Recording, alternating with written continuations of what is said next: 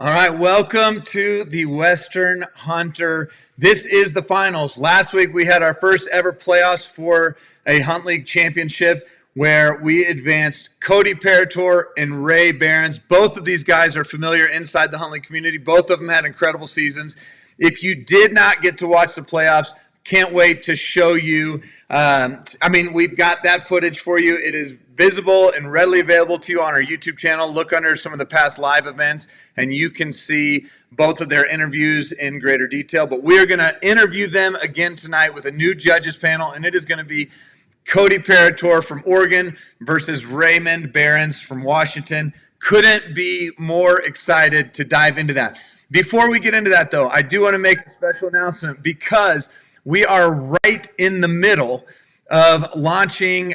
The Sweet September League is actually out. That is our archery elk league. So if you are a Western big game hunter and you plan to hunt elk this year with your bow, I want to invite you to join the Sweet September League inside the app. We've got already some incredible sponsors. Hogue Hunting is coming on with some of their brand new knives. They've got two different systems, a fixed blade, as well as their XPEL, which is a replaceable razor blade knife. Bye, Ellie. And then we also, some exciting news is we've got Spot Hog Archery coming in. They just released this sight that you can see right here. You may be familiar with the Hog Father and the Fast Eddie, but this is their brand new boon sight. And their Booney site, you guys can get set up in whatever configuration you want. Whoever wins the Sweet September League is going to get the sweetest site that is out there on the market. So this is the Spot Hog Booney. You can get different pin configurations. One of the things that makes this site so incredible, and the reason why we went with this in this league, is it is the ultimate in versatility. When I talked to Spot Hog, they said, look, we've had the Fast Eddie out for a couple years. Before that, we had the Hog Father. Over the last several years, we've talked through as a team what different features that we may want to add, what type of tweaks. This is kind of the evolution of all of those systems. Some of the things that I love is if you've got one of the new Matthews and you've got the integrated bridge mount, or you've got a pick rail up front, this Hog site, the Booney site, lets you attach it in any of those configurations. It is the most modular site that they offer. The other thing is it has multiple wheels so that you can swap your wheels out, so that if you want to shoot a lighter arrow setup for a tack event or something like that, you can put that wheel on. Then if you got a heavier arrow that you're shooting a certain type of species with or hunting with, you can throw those different wheels on. Absolutely one of the most versatile sites on the market, made right here in the USA in Oregon. So it represents the West, but that is coming in our Sweet September League. So if you have not signed up for that, get signed up right away. All right. Without further ado, because we could talk on and on about different sponsors, different leagues that we have, the Outdoorsman of the Year. Start logging your daily challenges. Start logging your scouts, your hunts, everything. Get signed up in these leagues. We're super excited about this year's Sweet September League. Can't wait to watch it. All right. Let me introduce you to our judges tonight. First up, many of you guys are familiar with Joshua Dishman. He was the winner of last year's the 2022-23 Western Hunt Champion. Many of you guys inside the app are familiar. He is one of the best premier Western hunters, period. Might be, arguably, the best blacktail hunter in the United States. Josh, your reputation inside the HuntLeague app is absolutely phenomenal. We are honored to have you come in and be a part of judging this. Before we get started, and we've already got Cody, we know Ray is listening. Josh, would you just tell us, as we go into this competition tonight, what are you looking for as a judge when it comes to the Western hunter? Well, like I say, when it comes down to it, I'm gonna be pretty picky, because me as a Western hunter, I'm gonna be looking for certain things, and hopefully they're on their A game, because that's what I'm gonna be looking for. I just gotta see what they're gonna bring to the table. What did this title mean to you last year? It meant a lot. I worked my tail off. I don't know off the top of my head, but it was 200 plus days in the woods, and I absolutely grinded every day. So winning it meant a lot. It meant that the things that I was doing was actually, I hate to say, going towards something that it benefited me, I guess, versus me just driving myself into the ground and not getting nothing out of it. All right. Well, you always get something out of it because, I mean, that's part of like you learn every time you're in the field and you're learning different things. But tell me this. Last year, as part of the prize package, you won one of the brand new, it was the first year that the Bergara had their Crest rifles out. I know we've watched you inside the HuntLeague community. You're an incredible shooter. You load your own ammo. You've got all that stuff. One of my favorite videos that you sent me was when you first received that Crest rifle and put your first bullets down range.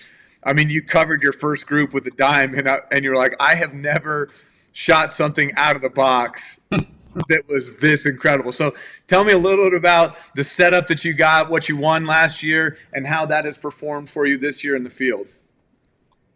I don't know if you can see it, but this beauty right here, this thing has laid the hammer down on some deer this year, or last year, I should say.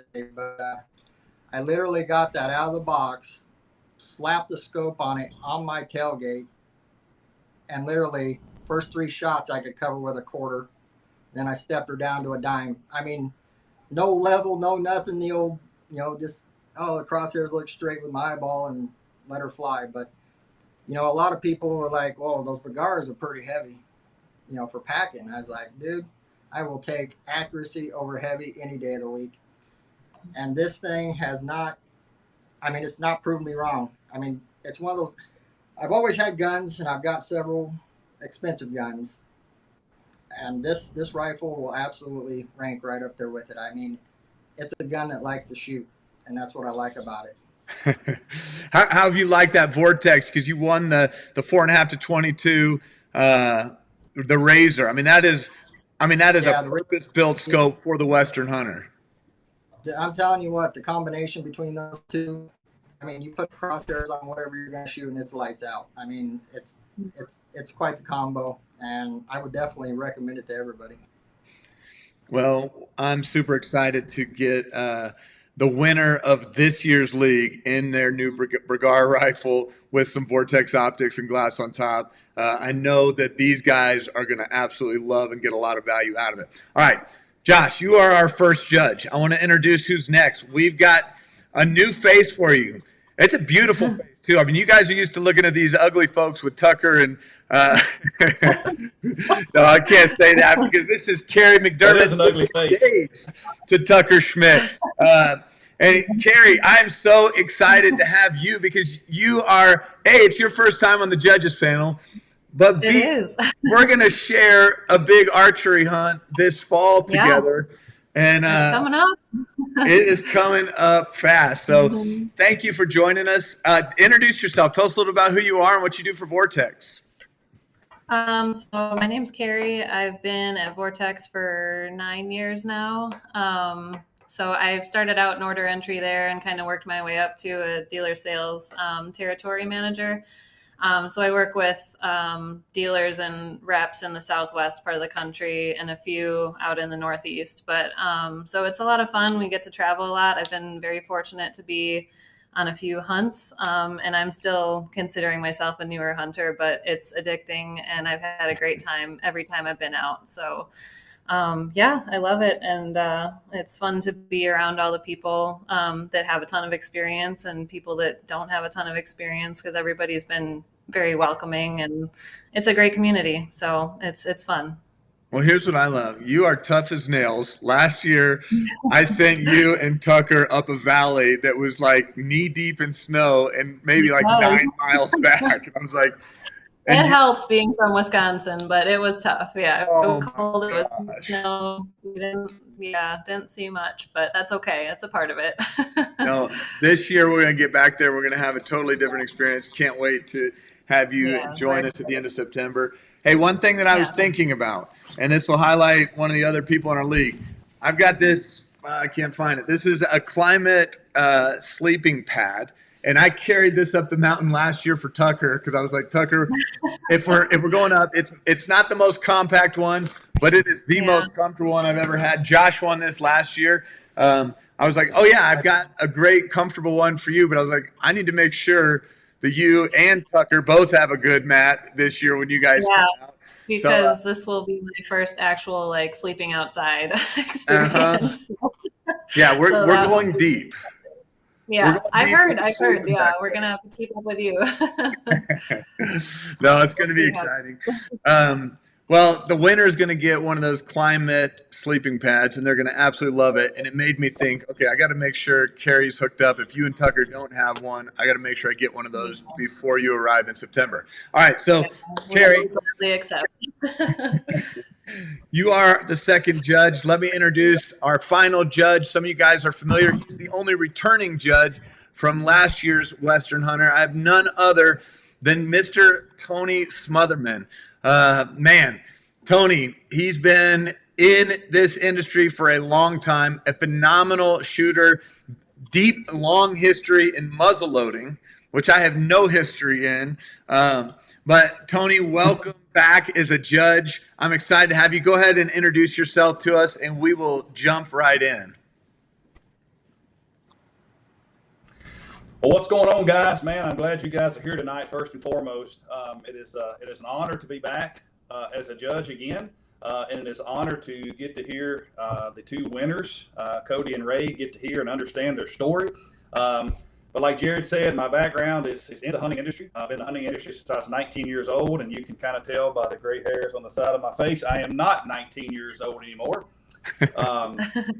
I've been in, I started out as an outdoor writer and then went into hosting outdoor TV shows for about 15 years.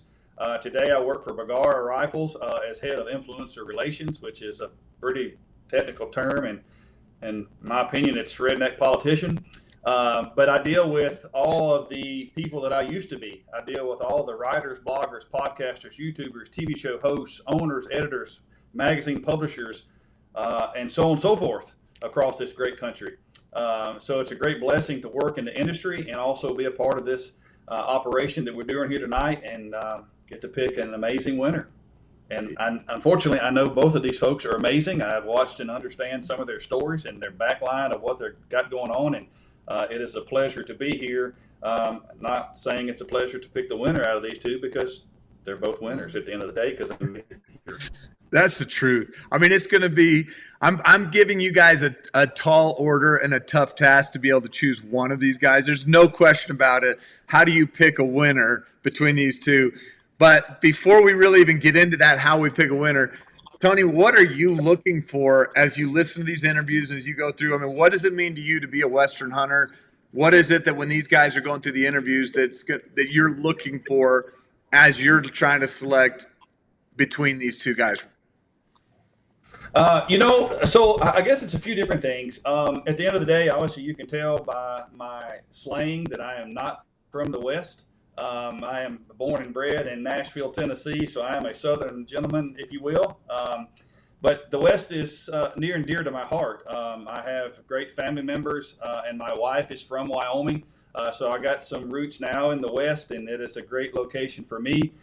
Personally, it is a place that I go to find myself every fall. Working in the hunting industry, we travel a whole lot and are gone quite often, but it seems like the West brings me back to kind of ground zero, kind of grounds me per se. So I think one of the most important things to me as a hunter is, at the end of the day, it's kind of what we give back as conservationists. So I kind of want to hear what these guys are doing in their day-to-day lives to give back. I think that's very important. We know, obviously, all of us here that's listening, watching, and that will be watching later on down the road, that giving back is very important, and we have to make what we have today better for the folks that are going to come behind us. Speaking of that, I mean, I've seen that Bergara has been really active in some of the conservation efforts that you guys are doing. Like, you guys were just a part of a really big water guzzler thing. I think it was in Nevada, yes, Utah. I mean, I've been tracking with what you guys are doing as a company, and it's like, man, you guys are making some big investments in the West for conservation. You might have something that you want to add on that piece, but a secondary thing for me is like, you guys have made an intentional focus on the West with your rifles. Tell us a little bit about your rifles and how they're built and why they're built to really serve the Western hunter. You know, we can really run down a deep rabbit hole in that, and I don't know if we can get into all that tonight. But you know, our slogan is Mountain Tough Firearms, and I think that's because we do build an amazing firearm that's very affordable. You know, we have 2 legs underneath our brand. We have the B14 series, which is what Josh ran last year, and I think that was also a B14 crest that was in the photo that you showed of me there earlier. But we have 2 legs. We have the B14 leg, and then we have our Premier leg. Both of them, basically, we build to be the toughest firearms that we can possibly build with the best quality manufacturing that we can possibly come up with for affordable price for great folks across this country. So I think that, you know, the Mountain Tough slogan is very important to us because the Western hunters, at the end of the day, I feel personally, even though I'm a Southerner, I feel that the Western hunter puts our guns to the test of all tests, and that is beating feet up and down canyons, just like what you guys were talking about, you and Carrie being within that knee-deep snow situation that you and Tucker were in there. I think the Western hunter puts our stuff to the test. Absolutely. And I think our Mountain Tough slogan kind of goes along with that test you guys put them through out there.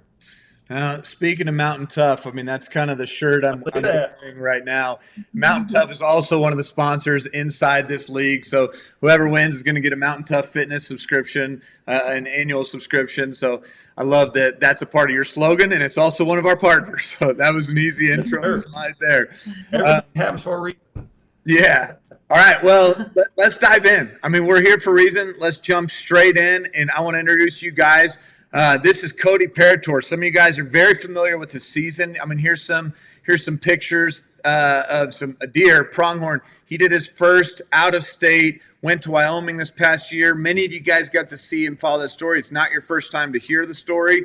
He got his first bear last year. So there were a lot of reasons why this was an incredibly special year for him, on top of winning the On Point experience, which included a Bergara rifle and a Huxworks suppressor. I can see that Huxworks shirt right there. So Cody, welcome, man. How are you feeling tonight? But nervous for sure. As I texted you earlier, I had 2 back-to-back dreams, 2 nights in a row. So you could say it's been on my mind. Yeah. So losing a little bit of sleep, gearing up for this. Maybe dealing with an elevated heart rate throughout the day, just anticipating this. So this is your moment, man. It's your time to shine. I've introduced you to the judges. You already have been to this rodeo once. You made it through the playoff rounds. They're going to have some tough questions for you. I've asked Josh to kind of kick us off. So when I move to this judges panel, Josh is going to get us started, and they're just going to kind of go round robin and ask you a few questions. You've got 12 minutes on the clock. Do you have any questions for me before we get started? Nope. I'm ready to go. Well, let's do it. So without further ado, Josh Dishman, let's grill Cody. Let's put him on the panel. Well, first of all, Cody, I just want to say congratulations on making it to the final 2. And I just want to say also, you thought Guy was rough. Here we go. Are you ready? I'm ready, sir.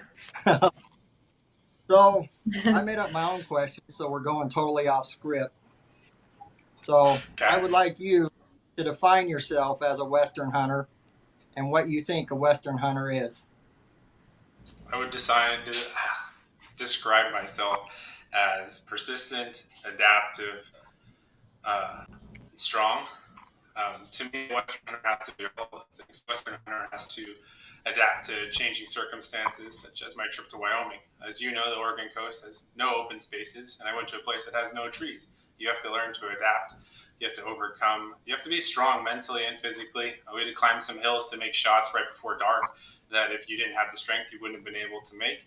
And mentally, I mean, there can be days where you don't see anything. You know, I've been on hunts before where you go days without even seeing a doe, you know, and you got to be mentally tough to be able to get through that. So they got to be a well-rounded individual, and they also got to be someone that shares it, talks about it, and gives back to the community, you know, whether that's talking to people, conservation, mentoring, just a very well-rounded person.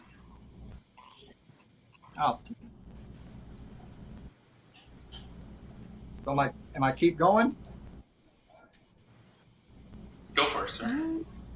All right. I myself, as a Western hunter, am all about hunting public land.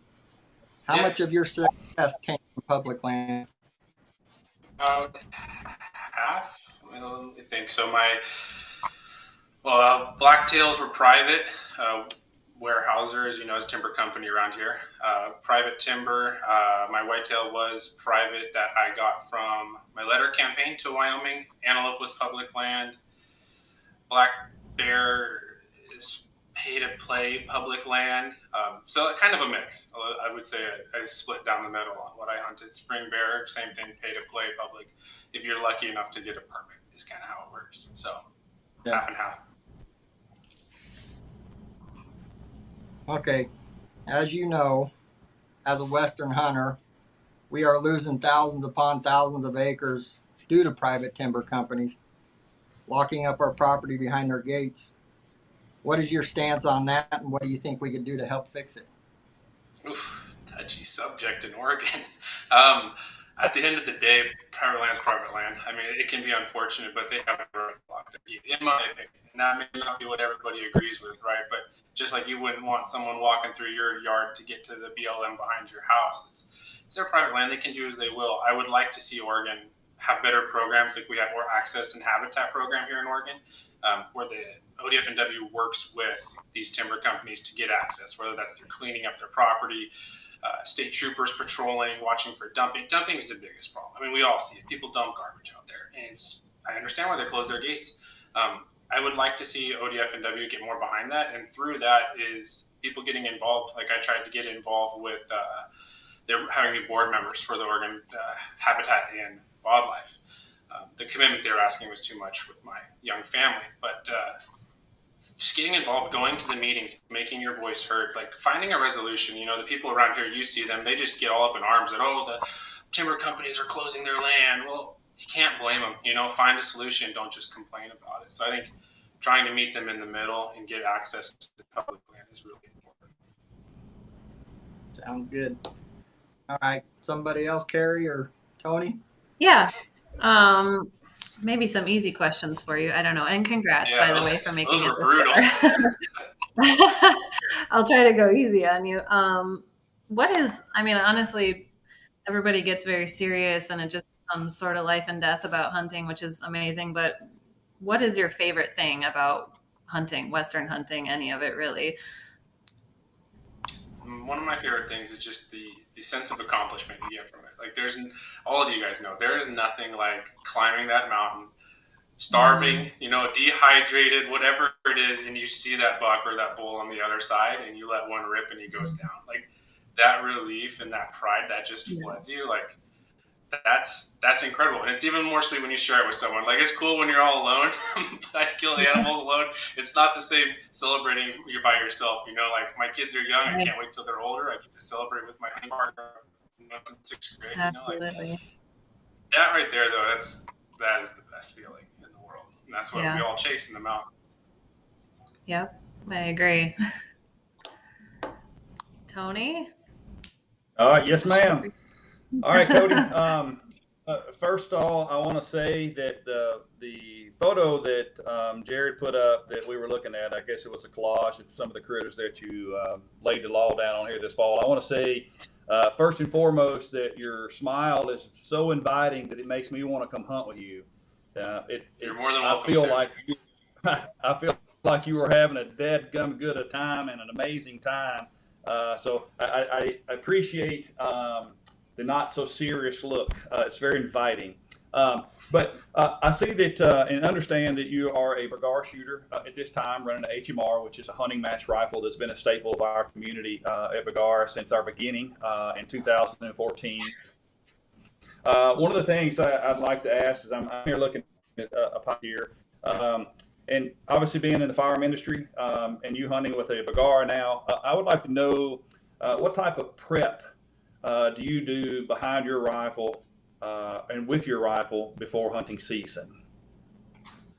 A little bit of everything. So this last year was my first time truly picking up a rifle and getting to know it and learning how to shoot. So my prep consisted of actually like learning about the firearm, like what makes it tick, how to take it apart, how to clean it, I didn't really know you were supposed to clean rifles growing up. Like, it just wasn't a thing in my house. And so we never did a lot of shooting. Mostly it was What? just shotgun stuff. Wait, And wait a minute. You're supposed to clean the rifles? yeah, exactly. I was shocked when I figured out how often you're supposed to clean a rifle. And so just getting to learn the firearm, taking it apart, learning how to clean, getting all the tools, shooting, learning that, the first shot can be different than follow shots, and just getting a scope truly dialed, learning how the scope works. My practice, I have fortunate ability to shoot at my parents' place, and I can shoot out to 600 yards at their property. So I practiced a lot of long distance. I don't anticipate shooting that far. It's a little too much for me, but it gives you the ability to really hone those skills. So I did a ton of shooting. I burned through a lot of ammo last year figuring it out. Just everything that goes into it. You got to, to be able to take these shots that people take, you have to be responsible to do that. You have to know your firearm, and you have to know what it's capable of. I never wanted my own ability to be the hindering factor. Like, I wanted to learn how to get behind a rifle, how to press the trigger. I wanted the problem to be my rifle, which I never ran into, right? I wanted it to be a problem. The rifle couldn't make the shot, and that Bagar is just incredible. I just did some reloading and was getting a .3 group. It's like, it's an incredible rifle. It's not the problem. I am. But learning how to get behind a rifle, like all the things that I learned from Nick and Vortex, like just really hammering those home. I spent a lot of time practicing this last year. Well, I'll be honest with you. Those answers give me chills. I appreciate that. That's doing your due diligence ahead of time, and unfortunately, a lot of folks don't do it that hard and that diligent. So I appreciate that. All right, Cody. Josh. What efforts did you put into the field? What efforts did you put in the field to help others, not including family, this year? Yeah, so a few different ones. The most meaningful one to me, like, it was just someone I didn't even know, was in Wyoming. The landowner who did give me permission to hunt, he made it very clear that his son-in-law had a buddy that was coming out to hunt. He was coming out from California, and that they were the priority, which is totally cool. And when we met the landowner to talk about everything, he told us, hey, his buddy shot a deer 3 days ago. They never found it. They shot it twice. In Wyoming, I believe it's legal to use dogs, because they said they were trying to track it. And they never found it. So he's like, just keep eyes out, look for buzzards, and see what you find. And so that first night, I turned up a buck. Really nice 4x4, but he's across the drainage, and I just wanted to soak it up. And we turned up 11 bucks that night, just looking around on all the different properties. It was just a cool experience. And so I sent the photos because at nighttime, as it got dark, the deer got up and started walking, and it was very obvious that it had a bad limp. And so I sent the photos that I had through the spotting scope along with the video to the son-in-law, because it was maybe a half mile from where they shot the deer. And I said, hey, is this your buck? And he said, yes, it is. Where was it? Dropped him the pin. And I was like, hey, I'll be there in the morning. I don't care about the hunting. Like, let's just go find this deer. Because I lost a deer 2 years ago, never found it. It's a terrible feeling. So to get this guy closure, Monzi, my hunting partner, and I, we went up there that morning, and we spent like 4 hours glassing. And right when we were getting ready to leave, happened chance, the spotter, I was moving it around and happened to get him right in the spotter, and they were able to put a stock on it and shot that buck. That was a way to give him closure. Monzi's my hunting partner. I've known him since 6th grade. We were able to get him his first antelope in Wyoming as well. First big game. It was his first antelope as well, but he's never killed a big game animal before. So I got to help him, showing him shooting that I learned during the on-point experience, and just taking everything that those guys had taught me, pouring it into him and his own ability, obviously. And he made a great shot and took his first big game animal. So it's a few things here and there. So do you still got that guy's number? You need to send him over to Tony. I do. His name's buy a car. Hey, I will say he was not shooting a Bagar, and I don't believe he was shooting the right bullets either. But now, knowing what I know, I'm pretty sure he was shooting match bullets. He hit the shoulder, and I kid you not, there was a 6-inch hole in the side of the deer right on the shoulder blade, and it just didn't get any deeper than that. But live and learn. But yeah, he could use a Bagar for sure. His name was Dustin, if I remember correctly. Yep, and that's why you spend time behind your rifle. Yes, sir. Well, I don't know if we're going to run out of time or if we'll be able to go over, but I would say, was there like a learning moment or experience or like anything that maybe was a hard lesson that was, a tough time that actually helped you grow and become a better hunter specifically? Yeah. So this one's kind of a team effort. I have a video of like maybe 150s class mule deer. So my tag was good for mule deer or whitetail in Wyoming. I was chasing both. My heart was set on a mule deer, but I found a 150s class mule deer. I'm guessing, and it was 600 yards. My buddy and we made a stalk on it. And the lesson learned is to communicate how you're going to communicate before you stalk something, because we just grabbed all of our junk out of the truck as we were driving around stopping, checking spots, grabbed all of our stuff. We hustled down the ravine, and by the time we got to where we were supposed to be, we were going in different directions. We had our foamies in. We couldn't hear each other. He's setting up a tripod, and I'm going off to the right to lay down prone. And by the end of it, I never saw the deer again. He watched that deer go up over the hill and right out of our lives as the sun was setting. It's like, it was a hard lesson learned. That evening, though, we talked about it because that just broke my heart. I was a giant in my eyes, and I've never killed him, so huge. And we talked about it that night. I figured it out the next morning when we killed my whitetail, and that was much better communication, and we executed a lot better on that one. Yep, that's a tough one for sure. All right, judges, his time is out, but do you guys have any last questions that you want to ask Cody before we let him off and bring on Ray? Tony better hammer him one more time. I do have just, and Josh, you kind of touched base on this just a little bit, so I'm not going to say you stole my question, but it was kind of in that direction. Cody, what do you do to get new hunters into the sport? For me, I try to teach the people that know a little bit. Like take for example the nursery here. I got some people that come in. My family owns a nursery. Sorry, not everybody knows that. Owns a nursery, and I get a lot of people coming in here. We've got our big game photos. They're like right on the wall right there, and all the time people are asking me about it. And I've got this new guy that I'm like slowly getting away with me. He's very reserved. He's hunts with his family. He's trying to learn, but it opens the door to talk to people. To have a conversation. I have people ask me, what is that? Or, oh, hey, do you elk hunt? Where do you elk hunt? How do you do these things? Like having those types of conversations is where I do most of my advocacy, I guess you could call it, on like getting people to get out there and try. Like I tell them, like 20 minutes that way, dude, you can get into the woods and chase elk on public land. Like it's not far. Like here's the ballpark area of where I go. It's no secret. You got to kill the elk, right? It doesn't matter if they find them. And so it's like going over there. And so like this other guy, I've been really teaching him about rifles is what he's been asking me a lot of questions about after he saw that I learned how to shoot and the videos I was showing him of me practicing across the street here, and just trying to educate. Educate is the biggest thing for me. I don't know a ton of people that are super interested in going with me. They either are waterfowl hunters, which I'm going to start getting into, or this or that. Turkey hunters, I take turkey hunters, but this is the Western big game. So I just try to educate, try and teach people what it is to hunt, that we eat the meat, and just all the different things that go about painting and good luck. Someone might want to try it. Oh, you missed the clapping. I mean, Tony was giving you a standing ovation. Oh, well, Cody, there's no secret and no surprise to our community. You had an incredible year harvesting everything from your first black bear to more than one deer. Last year, the species that escaped you that you had so much success on the year before was the elk. You and your family put 4 elk down, and then last year it was like, 0. an elusive. It was a rough year. Unicorns. It was a very, very rough year with elk. A lot of days, but oh well, that's how it goes. Yeah, brother. Well, we will call you back in, but is there any final words that you want to share with the judges before we introduce Ray? Just thank you for the time, guys. As you can tell, I'm pretty passionate about this. I could go on and on for a long time, and I just appreciate you taking the time to be here and talk with me. Ask me these questions, Josh. I hope you grilled Ray just as hard as you grilled me.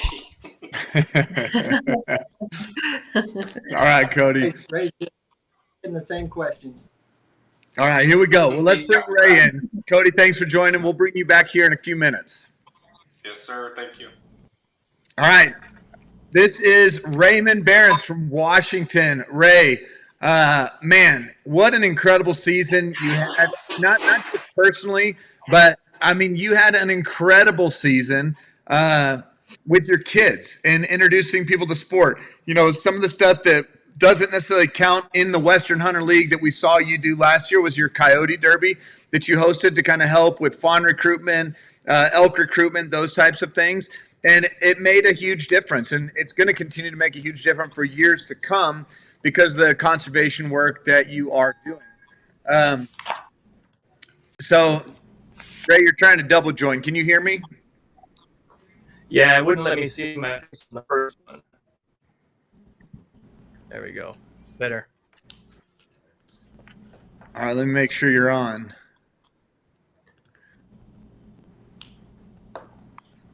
Yeah, I can see myself. Disappeared. Yeah, you disappeared for us, but we'll get you as soon as I can see you. But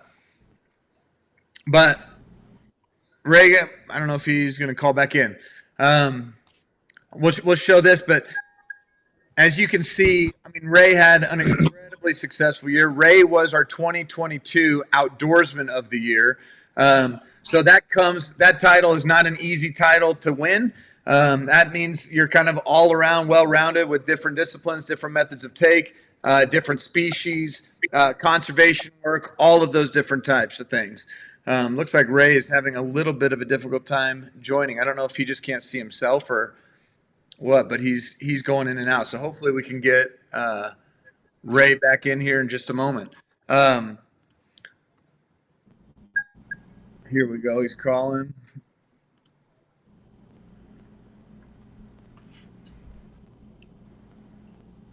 Hey, Ray, we can see you. Oh, good. There, it has an X across my face. There Okay. We've been able to see you. So even if you can't see us, we've been able to see you the last couple times. So, Ray, do you have any questions before we get started? We know that you're familiar with this format. You've done this in the Outdoorsman of the Year. You've done this in the Predator Leagues. You won the 2022 Outdoorsman of the Year. You've topped off your rifle with some incredible Vortex glass. I think you're a Bergara short of just having everything you need to truly be a Western hunter. So right. We'll see if that changes after tonight. But any questions before I throw you to the wolves? No, I'm set. All right, brother. Well, we'll have Josh get us started, but you've been introduced. We've got Josh, Carrie, and Tony on the judges panel. So judges, you got 12 minutes on the clock. Take it away. All right, Ray. I just want to say congratulations for making it to Final Two. Are you Thanks, ready? sir. I think so. Here we go. Okay, I would like you to define yourself as a Western hunter and what you think a Western hunter is. Well, I think that you got to be flexible to take on the random seasons you don't know you're going to be able to get into. You don't know with the Western hunting environment, you don't know what tag you're going to get or until that year gets here. So you got to be pretty flexible and think diverse. If you're going to be diverse in the weapons you use, if you can only get an archery tag, you better know how to use the bow, or you're going to go somewhere with long range or short range rifle. Be nice to learn and be adaptable with those. I think well-traveled a little bit. There's a lot of different environments to get to learn and different types of hunting styles all across the West. And we have every single ecosystem here. So you want to go down by the river, you want to go up to the aspens or up to above the tree line. I think a Western hunter should be able to have a little bit of experience and be able to face those things, be in shape to handle those. Okay. I'll take turns this time. So go ahead, Carrie. Okay. Hey, Ray. Nice to meet you via video. Congrats on making it this far. Yeah. Super fun reading your stories and everything you had to say. I would ask, what's your favorite thing about Western hunting and why do you hunt? My favorite thing is experiencing almost like the picture beauty of getting out of the house and seeing the long views or the different, like I was saying to Josh, the different ecosystems. The whole world is just changing every ridge you go. It's so different. I think that is my favorite reason to get out of the house. Oh, did I freeze? Oh, I'm good. Yeah, so No, you're good. I enjoy the challenge of, every year I try something different to try to see if I can push a new challenge on different species or different environments. And I think that just keeps me going. There's always something else to go after. is be like the desert or the Rocky Mountains. And like this year, I'm finally going to do that deep canyon of the Selway Bitterroots. And that's something I've only toyed with once. And it's going to be a whole learning experience. And I think that's one of the most exciting things, is to look forward to the new adventures. Yeah. Awesome. Tony? Well, what's up, Big Ray? Hey, Tony. You doing all right? Yeah, I wanted to say that you did the writing. I've been writing down all my hunts for the last couple of years and making little books through Barnes and Noble. Keep those because of writing from the hunting magazines when I was a kid. I just love those, so I've been doing that myself. Yeah, man. Well, good for you, bro. Good for you. And it sounds like this Selway Bitterroot scenario may be a new adventure for you. And I've spent a bunch of time there in the Bitterroots over the years. And just be prepared, my man. Your calves will be on fire. I don't even know yet. I'm just getting antsy. That's coming, bro. Well, hey, not to burn up too much time. Obviously, first and foremost, I'm not going to hold you accountable for not having a Bergara rifle just yet. And I do understand that you are a firearms enthusiast. So I want to ask you, what type prep do you do with your particular rifle every season, or before every season, I should say? Okay, so in the past, I just took my hunting rifle and we would sight it in. My dad and I would go sight it in off the 40 acres and then we'd go. But as of about 5 years ago, I missed a really nice bear and I couldn't figure out why. I just, out of my league when I took that 500-yard shot. So now what I do now is I've been reading the ballistic charts and figuring out where that bullet's going to go. I'm learning wind direction and just really trying to figure out how to direct that bullet, because I was out of my league and it really shocked me. So now I'm watching the grains of the bullets and running everything through the calculators. I have a wind checker for speed. And now in August, I've got a class coming up for a long range course here in Spokane. And I think that's going to benefit me quite nicely. I've missed a couple shots and I stopped taking far shots because I knew I wasn't in that level yet. So doing this course is a prep for this year. Now I want to be in control of my quality of my shot. So my garage is all set up with every caliber for reloading. And I'm just going through learning, the baby steps. I've only loaded 2 rounds so far, but I'm figuring that out. I think if I can control my rounds and how they're developed, I can, like Cody was saying, make it the gun's fault, not my fault. Yeah, man. Practice is perfection. Yes. Yeah, we All right, got Josh. that long. Yes, sir. All right. Myself as a Western hunter, am all about hunting public land. How much of your success comes from hunting public land? Yeah, I would say the elk were public and the bear wasn't, and then the deer were all public. That's all we grew up with when we lived out on the farm. We had our farm field, but then we lived right up against state land and the national forest. So I grew up doing that. This year, I stayed local and I went back to my roots, and it was all public land, and that was a pretty good setup there. I knew the property, and I knew all the dirt roads, so I had access points. So that benefited me to stay focused, to staying local this year. All right. I would say, in your experience hunting, whether recent or, old when you first started, was there a learning moment or experience that was maybe a tough lesson or something that was really, really made you learn kind of the hard way? Was there any kind of story like that or experience that taught you the hard way on something? Well, do you mean this year you said? Sorry, it cut out a little bit. I just mean, was there like a lesson where maybe you did something wrong and you kind of realized it and something dawned on you to where you should or shouldn't have handled something differently? Yeah, it comes down to the the shots I've missed. That was rough for me because I immediately found out that I just got too cocky and, shouldn't be forcing those shots. So I've turned around and started reading and learning how to correct that. And then being out of shape at hunts was a big deal for me. I ended up, throwing up by the time I got back to the four-wheeler. And now I've learned to, strengthen my legs and get a little stronger because I'm facing this daunting task next couple months. It's going to be a rough one. Yep. All right, I guess I'm up again. Ray, at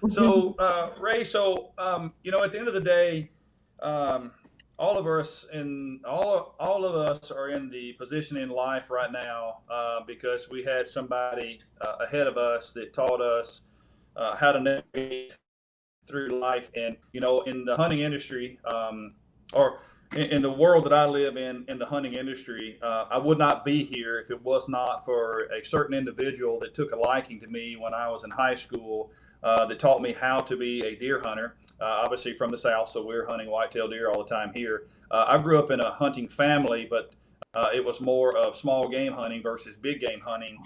So somebody spent some time with me, showed me the way to hunt whitetail deer, introduced me to big game hunting, which in turn made a total shift in my life. And at 19 years old, I became an outdoor rider. And at 50 years old today, I've been working in the hunting industry and traveled the United States of America and most continents afar because that one individual spent some time with me and introduced me to bow hunting, which obviously I work in the firearms industry now, but he introduced me to hunting whitetail and big game. So with that said, you never know how you're going to touch somebody with some little inkling of knowledge and how you're going to shift them in the directions they proceed in life. So my question to you is, what do you do to get new hunters involved in the sport of hunting? So at work or wherever I'm around people, that's all I talk about. That's all everybody knows me as, the guy that hunts. And I just fill their brains with all my excitement. I feel your pain. Yeah, I have nobody to go with. So I'm developing my little group of hunters. I have a few people that want to go. They've never gone. As far as the little ones, I put together these little youth hunts, mostly with family, but we can bring friends. But trying to get the cousins and the nephews and the kids going out with the depredation hunts for the cow elks. And that's a little easier. They don't have to truck across the mountains because it's depredations in the fields. And I think every single hunt I've gone on, I've hauled somebody with me that didn't, wasn't big enough or could never get out on their own or didn't know where the elk were. So I must take the youth out. I think that's the start for me. And this year I've also started with the people from work. I think I've got a lot of interest building right there. If I show them my videos and they're like, "Oh, you really do that? You get your own meat?" Tell them it cost me $18 for a tag for 200 pounds of meat. And they can't believe that's that easy to get by. Good job, man. Yeah, thank you. All right, that leaves us 49 seconds, Josh. 49. Come in clutch. Okay, as a Western hunter, we're losing thousands upon thousands of acres every year due to private timber companies locking up our property behind gates. What are your stance on that, and what can we do to help fix it? So we're dealing with that as of late, probably the last few years in Idaho. All the land I used to grow up on hunting and hiking and going to was, some of it was forest land or potlatch was a logging company land. And they would sell that off privately. And now, you go back 20 years later and the spots I knew and hunted could not access. They're all private. And same with, they sold to another timber company that locked all the gates and said no more four-wheelers back here, nothing like that. And I think that's great. You got to find the silver lining in that. There's not going to be a lot more people back there pressuring these animals. So now you got to find an opportunity. Maybe go hike back there instead of ride, and you're going to be back further where there's no people in the way and no games getting distressed, and you have the range to yourself. I found the opportunity. I'm going to start backpack hunting now and get to those old spots I used to. So it kind of sucks for the access point, but we just can't drive back there. We're not kicked out yet. But I understand if it's land and they don't want people back there, it hurts a little bit because I grew up there, but it's their land and I'm okay with that. I see other states have the BLM checkerboard. I'm not really a fan of that. I wish that they would figure out a way to cross through that without locking us out of that public land. But yeah, that's my stance on all those three things. Persevere, my man. Yeah, I think so. Just keep adapting. That's right. Absolutely. Well, Ray, is there any final words that you want to share before we start debating and talking with the judges? But is there anything you want to share with the judges before we kind of jump to the panel? No, not really. I was kind of nervous working up to this. I appreciate your time. Yeah. There's nothing on my mind. I think we answered quite a few of the things I was thinking of. Yeah, we didn't talk about the conservation stuff, but I don't need to talk about that. You read it, so we're set. Yeah, we let them. We gave them the application. We said, hey, jump in and watch your guys' interviews from the playoff round. So they had some different questions and some different thoughts that they could kind of tack on. So go ahead and hang tight. We're going to make this decision right here. So I'm going to go to the judges now. So thanks, Ray, for jumping into the interview.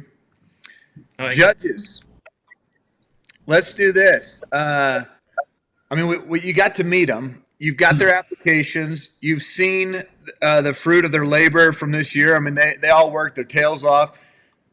They survived the playoff round, and I would say going into this Western Hunt, I mean, even maybe over some of the previous years with the Outdoorsman of the Year and some of our other competitions, I was like, I don't know that we've had a fiercer league kind of championship thing going. So I want to just get some feedback. So let's go around the table first. And Josh, I'd like for you to start. We'll go Josh, Tony, Carey, kind of go around the wheel. So Josh, why don't you share with us some of the stuff that stuck out to you specifically about Cody, and then we'll talk about Ray, and then let's hash out who we think is going to walk with this. But what stuck out to you about Cody? Cody's just all around well spoken. I mean, he represents himself well. That's all I can say. You know me, I'm not one of them super speakers, and I usually tend to hide in the woods more than on this thing. But I mean, Cody's just spot on everything.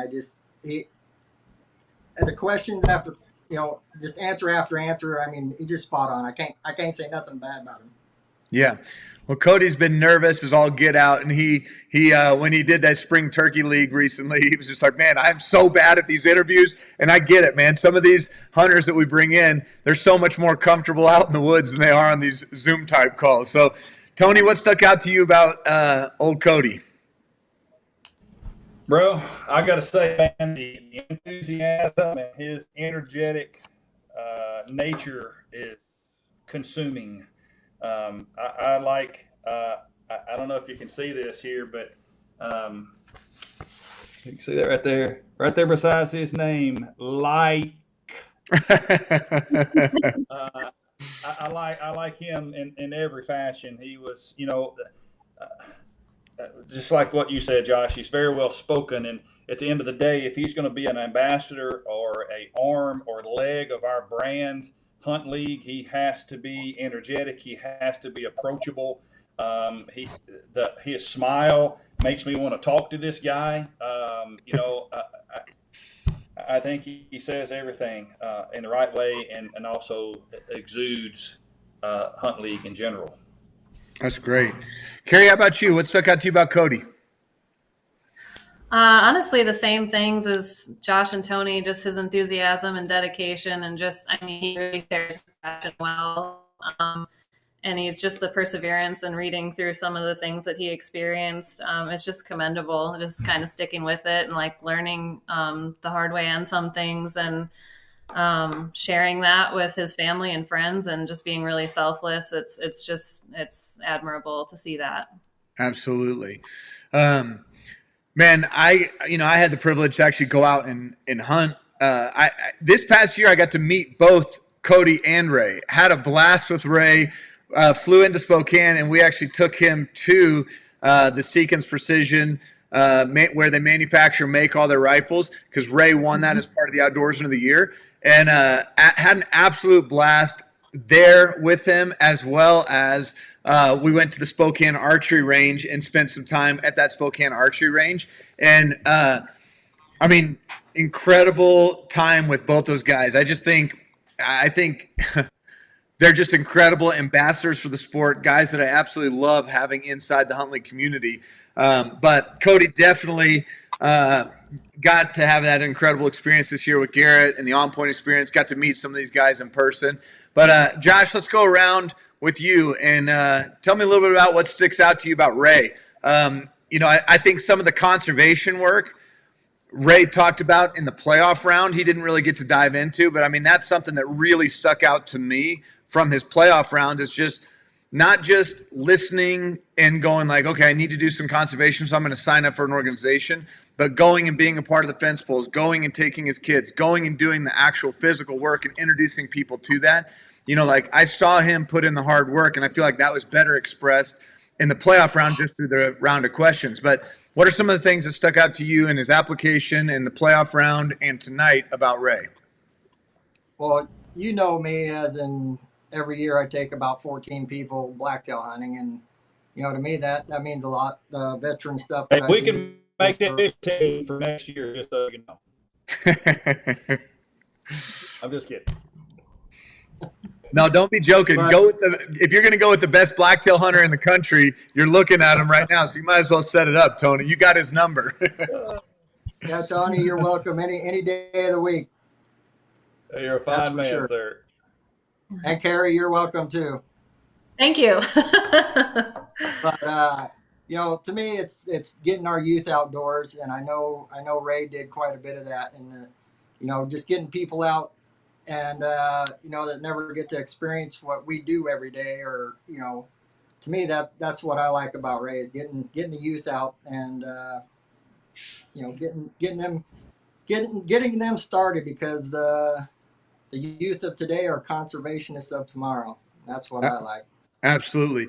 One thing that he did last year that I'm hoping to do personally this year was he took both of his boys out and was able to successfully harvest elk with both of his sons, in addition to him harvesting an elk. And I'm like, man, to be able to take your children out and get them an elk, like that is a tough feat. And Ray accomplished that with both of his boys this year. And I mean, once you experience that with elk, I mean, it's a pretty special deal. And that was a huge accomplishment that I saw in his resume. But it's not just him trying to build his resume. I mean, he's investing in his boys and investing in the next generation, which is huge. Not that Cody's not, but that's something that really stuck out, and you visibly got to see that with Ray. Tony, go ahead, and what stuck out to you about Ray? Some of the stuff that you guys faced out there on the western front of things, in the hunts and the mountain regions that you have to partake in, and dealing with public and private ground. I do have a ranch in Wyoming, down in east corner of Wyoming. It is private ground. So I understand the fight that a lot of folks fight out there on that western side, dealing with public access. And I also see the political side of things, where you get upset and mad at these private landowners, and it's in this public land, backcountry hunters and anglers. It seems to create this really weird dynamic of anger. And sure, I guess the thing that was most impressive to me was the last question, how he pushes through some of the issues that you were talking about, Josh, and doesn't see it as something that he should be angry about, and make a bunch of social media posts condemning these timber companies. He just figures out a way around it and pushes through. And in my opinion, winners never quit, and quitters never win. And I really, really thoroughly enjoyed his answer, saying, "I just pushed through and figured out." That's tough when the hunting grounds that you grew up on end up being stripped back and away from you. Because, you know, we all have that tendency to go places that are familiar to us. I mean, we want to go back to land that we know, speak, know, and, you know, and there's a reason, because I mean, we fall in love with the land when we have those experiences there, and to have those things slowly stripped away.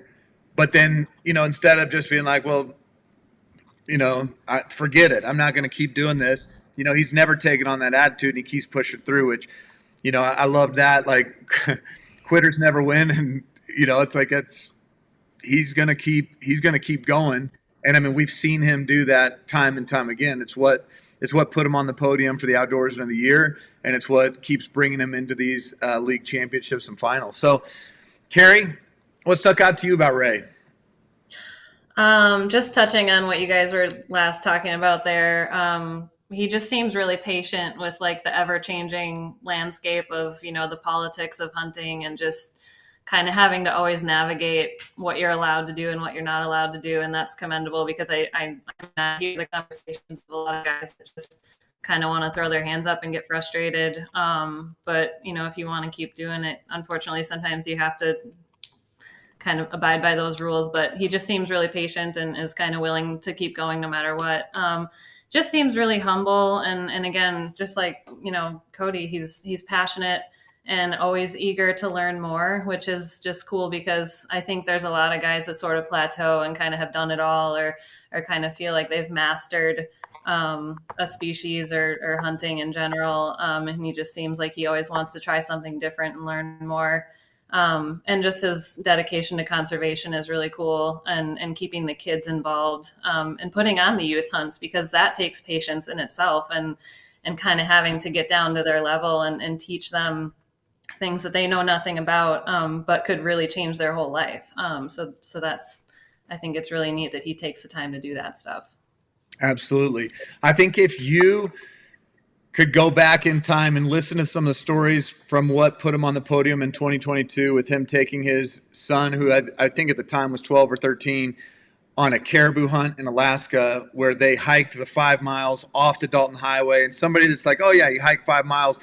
5 miles in Alaska is different than hiking 5 miles in Colorado, because every step that you take, you're stepping through like spongy ground. And it became, instead of like just, you know, this great memory, they both were able to successfully harvest. But I mean, it became a story of survival. And that story in and of itself was one of the things that really captivated and captured us. And, you know, and then the stories of Ray, though, just keep popping up. His coyote derby that he held, you know, in the past couple of years, he's had a few members here, but I don't remember how many people he said were in it this year. But I mean, I've got a photo where I don't remember if they killed 40 or 60 something coyotes over this weekend derby that he held, because he was noticing, man, we don't have as many deer, we don't have as many elk, and he rallied and got several of the private landowners and farmers in the area to say, hey, we want to host this derby. Would you be willing to allow hunters? And he gained a lot of access for people. So I've seen him as just an incredible advocate. And those stories, we obviously don't get to hear everything when we come into a 12-minute interview or when you get to read an application. But those types of things are just things that stick out. And I mean, I could talk for a really long time about the development that I've seen in both of these guys over the last couple of years. Cody went from, you know, an archery guy that stayed pretty limited in a lane to when he had Nick from Vortex come out and teach him. Prior to that, he'd never shot a rifle past 100 yards. And I'm talking, that's 1 year ago, pretty much to the day, because at the end of July last year was when Nick came out to Oregon and taught Cody how to shoot. And by the end of that day, he was shooting out to 600 yards. By the end of that week, he'd killed his first bear at 300 and something yards.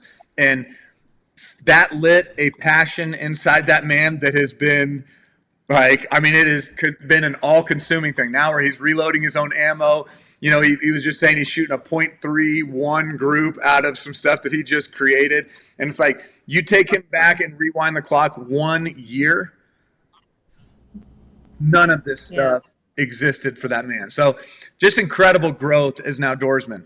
All right, we're getting ready to come to the vote. I'm going to give you guys a couple things, not to swing any biases, but I have a couple things from the app that I just want you to add into your consideration. Then I want you to talk And then Carrie and Tony, you guys are going to send Josh a text message with who you are voting for. And Josh, you're going to announce the winner in a second. But before we get to that stage, here's just some simple kind of numbers. Like if we're looking at them inside the app, it's a little bit of a split decision. Ray technically came out on top when it came to our leaderboard. We have a leaderboard that every time you log a hunt, a scout, when you're successful, when you see animals, everything that you log, there's a point value associated. I mean, when you're adding pictures, when you're adding notes, all of that stuff, there's a point system. Ray technically edged out. He was actually the number one guy when it came to the 4 finalists this year. He was the top of our leaderboard with only one other hunter who wasn't even in the finals, James Mansanti, eclipsing Ray on the leaderboard. So Ray technically came out higher on the leaderboard when it comes to this league. When it comes to the daily challenges, and the daily challenges are, did you lift or run or exercise at the gym? Did you invest in yourself or others, or did you shoot? Whether that's a bow, a rifle, did you shoot today? There's 3 check boxes that are there for a daily challenge. Ray collectively checked 462 check boxes last year, and almost equally, Cody with a little bit more hit 476. So, I mean, to come to the end of the year and be within 15 of each other on those 3 categories is pretty insane. From a community standpoint, we kind of log things where the number of times you log into the app, the number of times that you fist bump on the community page, the number of times you post and share stories, comment on stories, those types of things. There's a score system that gets put in from our community side.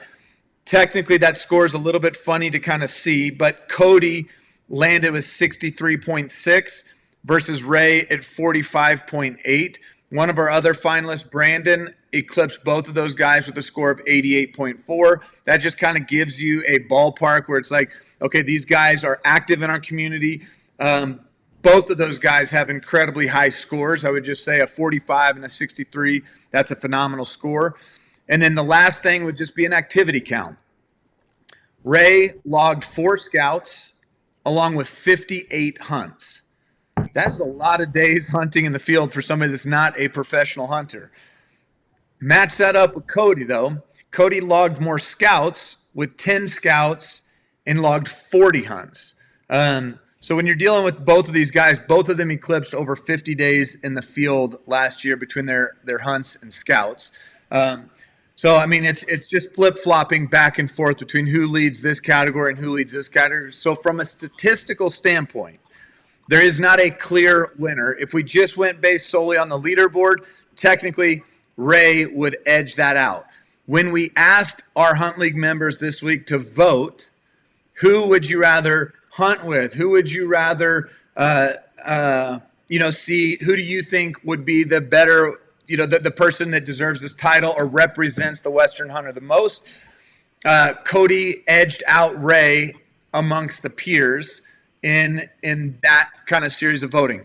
It's not a significant landslide, but it was just something that we just kind of posed that question because people get to see their seasons. So I'll throw those things out, and now I'll kind of kick you guys. It's time for you guys to answer those questions, and I'd love to hear your opinions on why you would lean one way or the other, and then we're going to cast a vote and have you guys text your answer to Josh. Okay, I'll start first. For me, I think it would definitely be Cody, just because he's just an all-around guy. One turnoff for me, for Ray, I'll be honest, in his application, like I say, I'm a big public land hunter, and in his application, he talked about shooting elk out of a Gabanzo field. To me, that's a turnoff for me. Honestly, I nothing against him. Ray's a good guy. I enjoy his stuff that he does, but as a Western hunter as a whole, I would have to lean towards Cody. I can understand that. I would also say, though, if I have an opportunity where I know elk are going to come, like you got to make the smart play, and if you know they're feeding on that field, I can't knock Ray for that, but I get it from defining what it means to be a Western hunter and seeing that. So, Tony, give us a little bit of your leanings and what you're thinking. Well, I got to be honest with you, I'm tore up like a 7-day itch on this here. I do not like being in this position, and here's why. Cody is very energetic, amazing. I like his commitment to being a better shooter, obviously being in the firearm side of things. I think his energetic nature would tend to make me lean into being part of the league. I think his energetic and smile is welcoming. That would probably bring more people into the fold, which is at the end of the day what we want to do. We want to touch other people. And like I said, I wouldn't be here. I wouldn't be here in this hotel room in Atlanta, Georgia, working for Bergara Rifles if it wasn't for somebody touching me that did not have to do so. I've made a great living doing what I do, and I've been all over the world because somebody spent time and touched me. So I like Cody a lot. I think Ray's a different human being. I think Ray is the hardcore guy that if I'm going to go, hey, I want to go hunt with one or the other, I like Cody because he sure looks like he'd be fun to hang out with. I think we can cut up and have a darn good time because I like to play and goof and laugh and carry on, and I believe he would be the same. But I also, when it comes down to getting serious, I get as serious as any human that ever has stood on 2 feet. And I think Ray is that guy. I think he is super serious. And I think when it comes time to put one in the dirt, Ray's my man. Yeah. So I think they both have huge assets, and I like being in this spot because they're both great for us as outdoorsmen and for the league in general. And I both think they exude what a Western hunter should be. Hardcore, but welcoming and inviting. So yeah, man, I'm torn, but I think for the greater good of the industry and bringing new people in, I think Cody is probably high on my radar. Yeah. I would say when I listened to their playoff round, I saw Ray's interview and I was like, man, I really thought when he was going up against Brandon, I was like, man, this is the toughest battle I can even imagine. And I can't imagine anybody overcoming Brandon. And when Ray stepped into that room and delivered his interview, I was like, man, he straight up won that. Like his interview was absolutely stellar. I feel like his interview wasn't as strong tonight. I don't know if that's the questions he was asked or the way that he was presented, but I feel like, if we were going back a week in the playoffs, I think I would have given my nod to Ray because I just thought his interview was so spot on.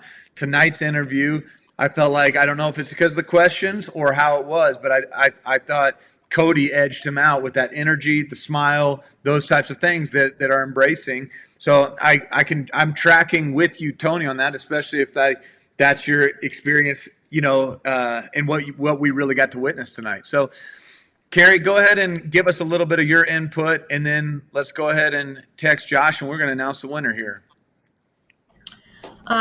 Yeah, so I mean, tough choice. It's just they're both really great people, and I think, like Tony said, they're both kind of just very different people. So they both bring something different to the table and have a lot to offer as far as teaching new hunters and just being Western hunters themselves. But I just really liked Cody's welcoming presence. Like, he just feels like somebody you'd want to be out there with, trust him. It feels good to probably be, around him, and he can share his knowledge with you, and you don't feel like you're asking too much. It's just, I just feel like he really wants people to share how he feels about hunting, and that's just a ton of passion and enthusiasm. So I would lean towards him just because I just feel like he just exudes the passion that it takes to get more people to want to do it. But nothing against Ray. He was also great. Just an incredibly tough decision, but I'd have to go with probably Cody on this one.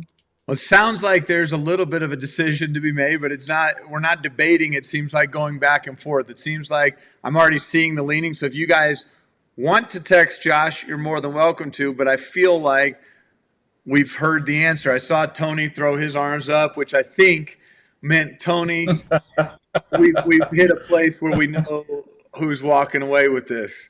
So, without further ado, are you in agreement?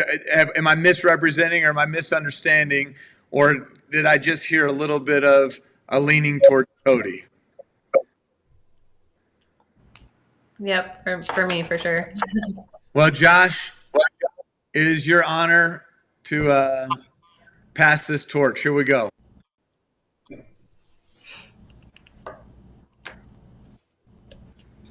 All right, gentlemen. You know, it come down to us a little bit of scrabbling with each other, but as a Western hunter as a whole, I think we're going to go with Cody Paratore. So congratulations, Cody. You're the next Western hunter. Thank you. Cody, congratulations. Man, what an incredible season you put together. There's nobody that has any doubts, and it's a special year. Like, winning the On Point experience was a cherry on top for you that has only continued to blossom and grow into other things. You had an incredible year, so congratulations.